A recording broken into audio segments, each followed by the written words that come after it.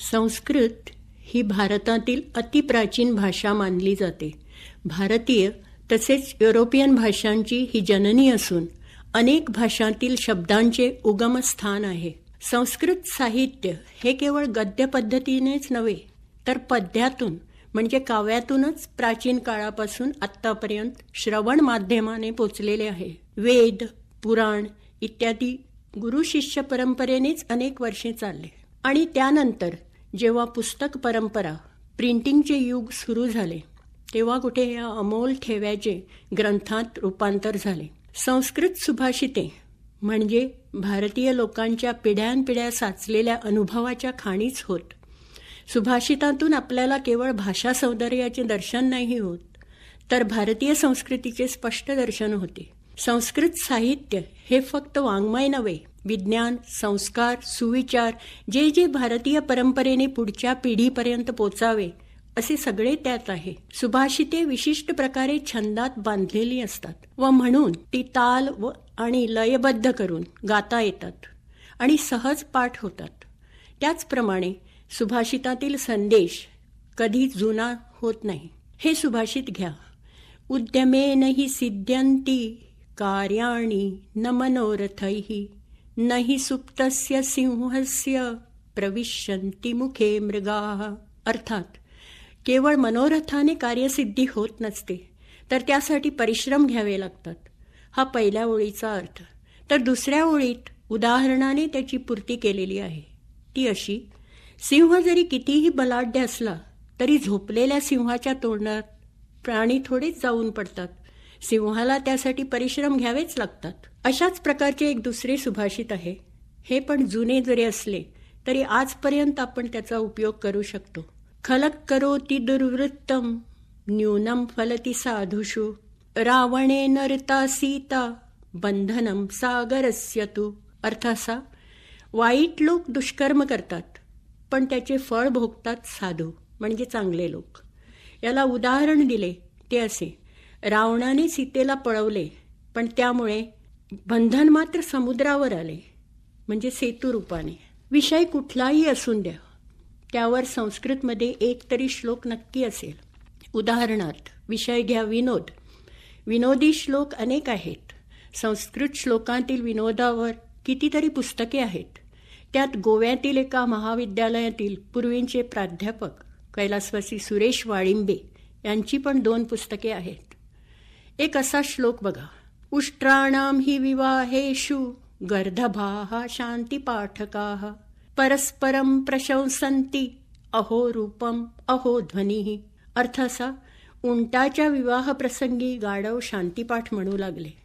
त्यावेळी ते एकमेकाची स्तुती करू लागले. काय हे सुंदर रूप, काय हा मंजूळ आवाज. गाढव उंटाच्या रूपाची स्तुती करू लागले तसा उंट गाढवाच्या आवाजाची. खोट्या स्तुतीची देवाणघेवाण जगात नेहमी चालू असते. तीवर उपहासात्मक टीका या सुभाषितात दिसून येते. माणसाच्या सौजन्यावर अनेक सुभाषिते आहेत.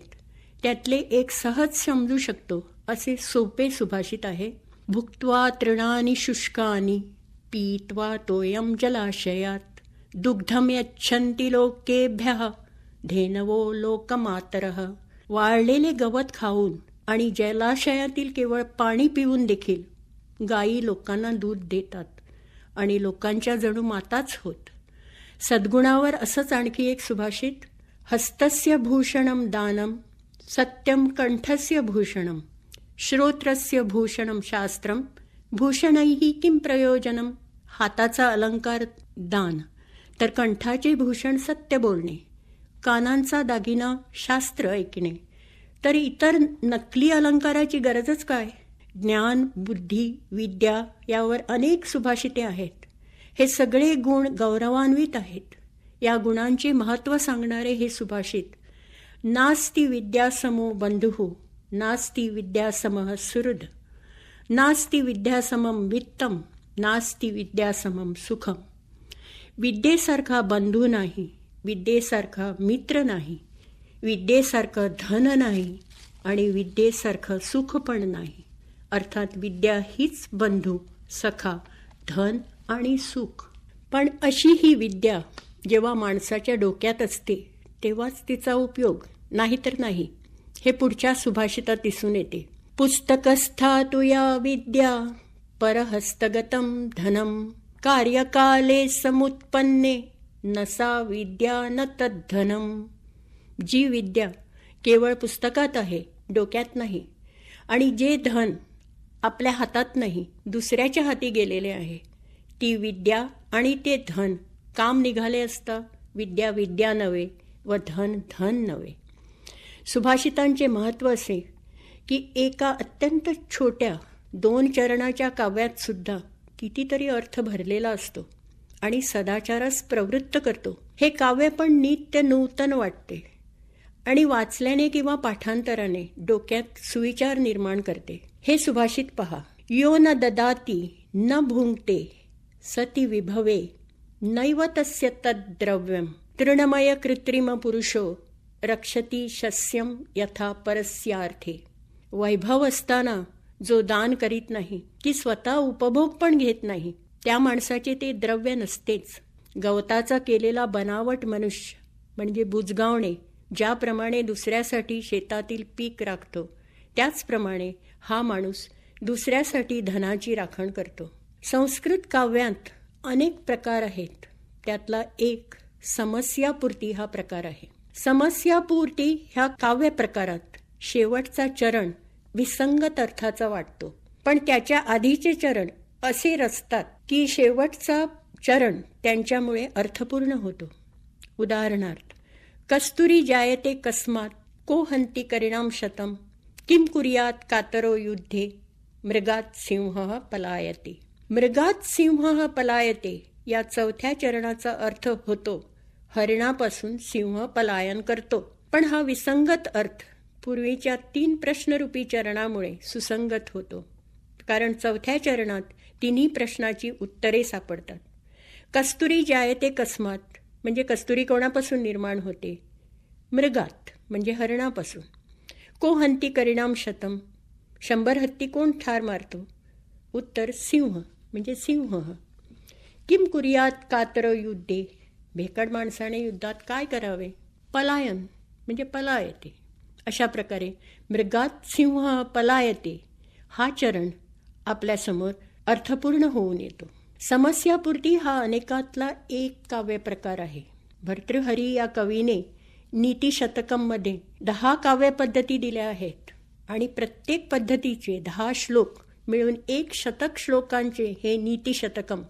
पद्धतीमध्ये मूर्ख पद्धती, विद्वत पद्धती, मानशौर्य पद्धती, अर्थ पद्धती, दुर्जन पद्धती, सुजन पद्धती, परोपकार पद्धती, धैर्य पद्धती, दैव पद्धती व कर्म पद्धती या 10चा समावेश आहे. नीतिशतकम वाचल्यावर त्यावेळच्या रचनाकारांच्या पांडित्याची समृद्धी दिसून येते. त्याचप्रमाणे संस्कृत भाषा किती समृद्ध भाषा आहे हे सुद्धा मनाला पटते.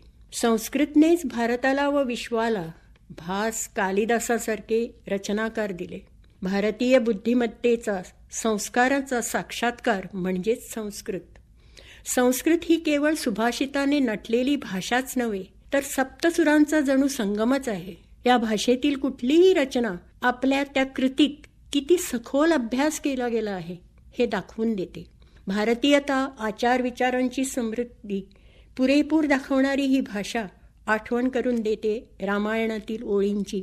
लंकेवर विजय मिळवल्यावर लक्ष्मणाने रामास विचारले, अजून इथून परत जावे असे आपणाला का वाटते?